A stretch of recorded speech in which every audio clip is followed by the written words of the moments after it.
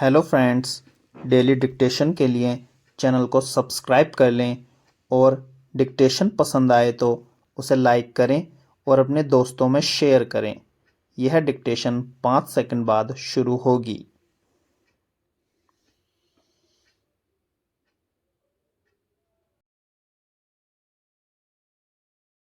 Start.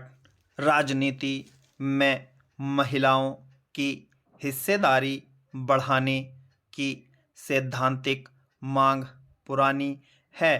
अपेक्षा की जाती थी कि राजनीतिक दल खुद महिलाओं को राजनीति में आगे लाएं और वे अपने दम पर अपनी जगह बनाएं, मगर यह विचार व्यावहारिक रूप लेता नहीं दिख पाया। तो सिफारिश की गई कि लोकसभा और विधानसभाओं में महिलाओं के लिए 1/3 सीटें आरक्षित कर दी जाएं। इसे लेकर मसविदा भी तैयार हुआ। संसद में उसे कानूनी दर्जा दिलाने की भी कोशिशें होती रहीं, मगर विभिन्न राजनीतिक दलों के विरोध के चलते इसे अमली जामा नहीं पहनाया जा सका। पिछले 27 सालों से यह विधेयक अधर में झूल रहा है। अब सरकार ने एक बार फिर इसे लोकसभा में पारित कराने का मन बना लिया है। विधेयक सदन में पेश कर दिया गया है।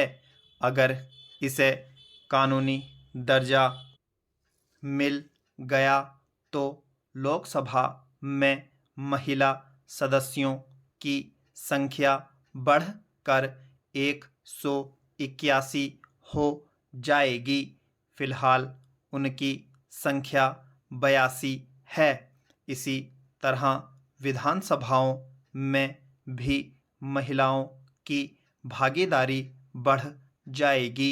प्रस्तुत विधेयक को केवल 15 सालों तक लागू रखने का प्रस्ताव है। इसके बाद नए सिरे से इसे सदन में पारित कराना पड़ेगा। ऐसा इसलिए कि राजनीति में अगर महिलाओं की भागीदारी सशक्त होती है तो शायद इस कानून की ज़रूरत ही न पड़े। लोकसभा में सरकार मजबूत स्थिति में है, इसलिए इस विधेयक के पारित होने में कोई अड़चन महसूस नहीं की जा रही। राज्यसभा में यह पहले ही पारित हो चुका है।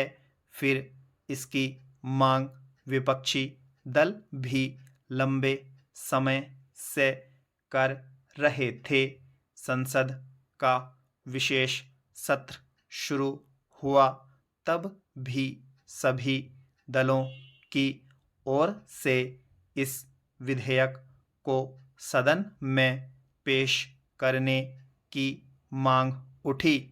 कोई भी दल महिला आरक्षण के विरोध में कभी नहीं रहा है। बस मतभेद इसके मसविदे के बिंदुओं को लेकर उभरते रहे हैं। समाजवादी और वामपंथी दल इसका विरोध इसलिए करते रहे हैं कि हाशिए के कहे जाने वाले तबकों की महिलाओं के लिए इसमें कोई स्पष्ट रेखा तय नहीं की गई थी।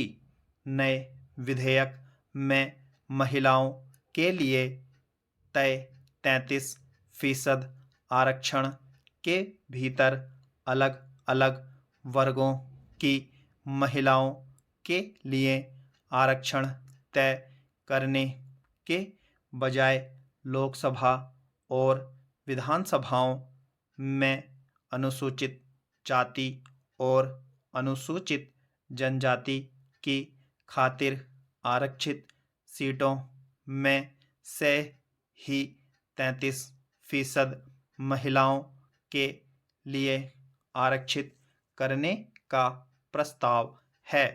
इसके अलावा अगर आरक्षित सीटों से बाहर भी महिलाएं चुनाव लड़ना चाहें तो लड़ सकती हैं। हालांकि अन्य पिछड़ी जातियों के लिए किसी प्रकार के आरक्षण की व्यवस्था नहीं है, इसलिए असल विरोध का स्वर वहीं से उठता रहा है। दरअसल महिला आरक्षण का मकसद विधायिका में महिलाओं की भागीदारी बढ़ाना है। स्टॉप।